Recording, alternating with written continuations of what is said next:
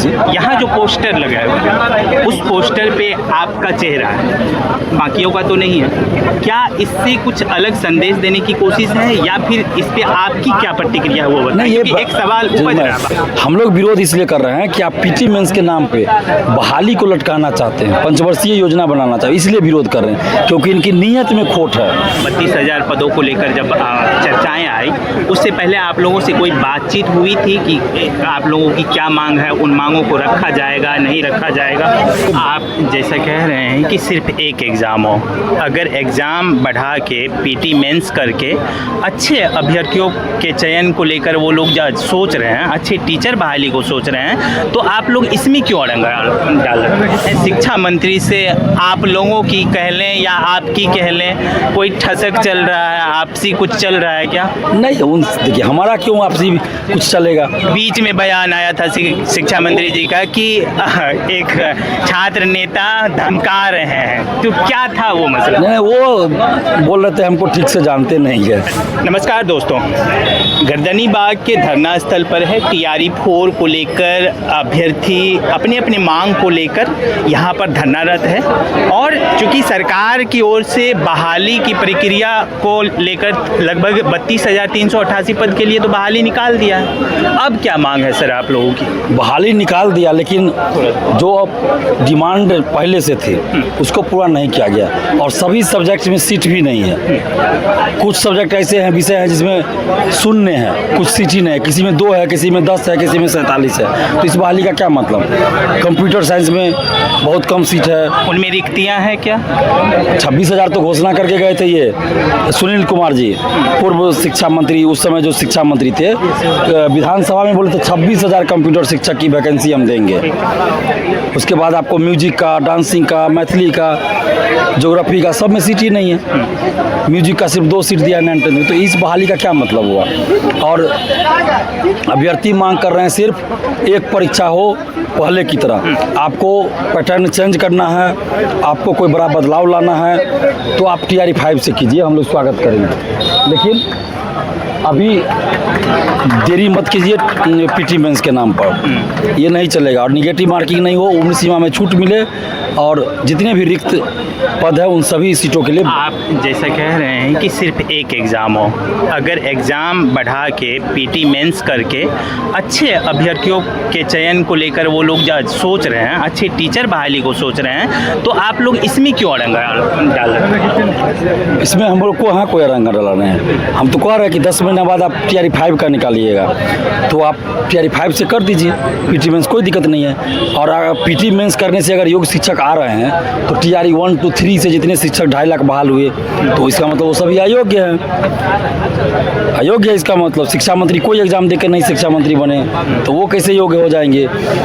और हम लोग विरोध इसलिए कर रहे हैं कि आप पीटी मेंस के नाम पे बहाली को लटकाना चाहते हैं, पंचवर्षीय योजना बनाना चाहते हैं, इसलिए विरोध कर रहे हैं क्योंकि इनकी नीयत में खोट है, इनकी मंशा ठीक नहीं है, इनकी मंशा ठीक नहीं है। और 24 अगस्त 2024 को इसकी परीक्षा होनी थी टीआरई 4 की, 2 साल की देरी हो चुकी है, अब और कितनी देरी चाहिए? इस बहाली से पहले से भी आप लोग आंदोलन करते रहे हैं, टीचर बहाली हो, बीपीएससी बहाली। जब इस बहाली को लेकर 32,000 पदों को लेकर जब चर्चाएं आई उससे पहले आप लोगों से कोई बातचीत हुई थी कि आप लोगों की क्या मांग है, उन मांगों को रखा जाएगा नहीं रखा जाएगा? नहीं, हमारे टीम से गए थे मिलने के लिए, शिक्षा मंत्री से 3 बार मिले थे, सारी बातों को रखा गया था। तो उन्होंने कहा था हाँ जुलाई में देंगे, विज्ञापन सब रहेगा। तो जुलाई में विज्ञापन भी नहीं दिए।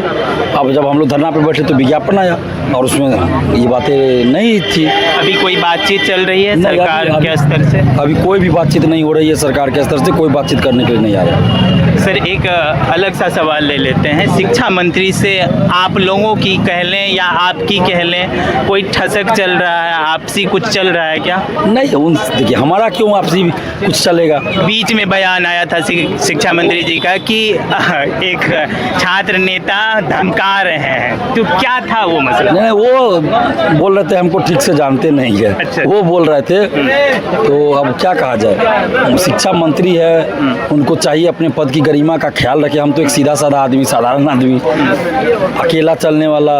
ये अलग बात है कि सपोर्ट युवाओं का पूरा है, पूरा बिहार के और देश के युवाओं का सपोर्ट है। हमारे पास गाड़ी नहीं है, पैदल चलते हैं, लेकिन पूरे देश के युवाओं का सपोर्ट है, इतना तो जरूर है। और मंत्री जी तो गाड़ी से चलते हैं, स्कॉट करके चलते हैं। आखिर बातचीत क्या हुई थी जिसको मंत्री जी बोल दिए कि धमका रहे, क्या बातचीत? नहीं, हमसे बातचीत कहाँ हुई है कभी मंत्री जी की? हमसे तो कभी बातचीत ही नहीं हुई। हम तो कई बार फ़ोन किए उनको, तो उनके जो पीए हैं उन्होंने कहा कि समय दे रहे हैं, समय नहीं दिया गया।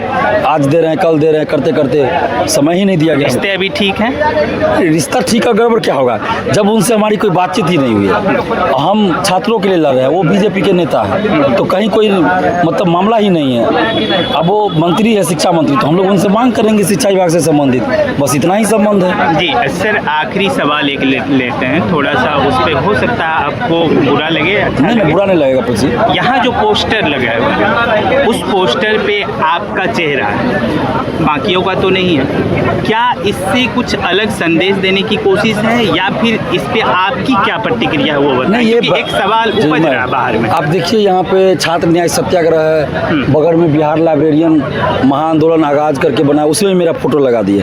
तो ये हम नहीं छपवाए हैं, ये बैनर हम थोड़े बनवाए हैं, ये अभ्यर्थी लोग खुद से बनवाए हैं। ये टेंट जो देख रहे हैं आप लगा हुआ, ये सारा अभ्यर्थी खुद से पैसा इकट्ठा करके आपस में किए हैं।